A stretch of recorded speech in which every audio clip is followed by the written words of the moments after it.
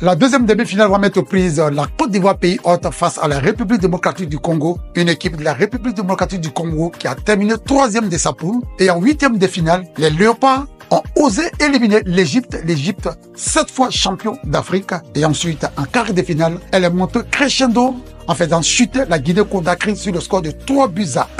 La République démocratique du Congo, c'est 6 buts marqués contre 2 seulement encaissés, avec des joueurs mobiles à l'image du Marseillais Chancel Bamba et bien sûr Gaël Kakuta et Youm Vissa.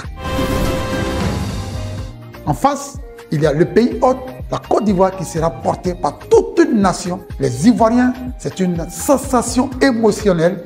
La Côte d'Ivoire qui a terminé 3e de sa poule, et la Côte d'Ivoire, grâce à la victoire du Maroc sur la Zambie, qui s'est qualifiée pratiquement dans un trou de souris, la Côte d'Ivoire est montée.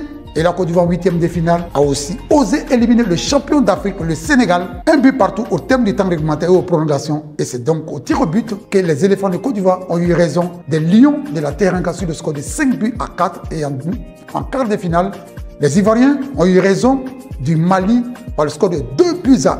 Un match où les Maliens ont dominé de bout en bout, mais les éléphants ont eu de la ressource, de la mentalité et surtout un bloc équipe. Et chaque fois, ils ont planté ce but assassin dans les derniers instants de ce match. Et la Côte d'Ivoire se qualifie dans une ferveur populaire. Notez tout simplement que la Côte d'Ivoire, c'est 11 fois demi-finaliste de la Coupe d'Afrique des Nations. La Côte d'Ivoire qui sera face à la République démocratique du Congo pour cette deuxième demi-finale 100% francophone. Les éléphants seront handicapés de 4 joueurs et non de moindre un.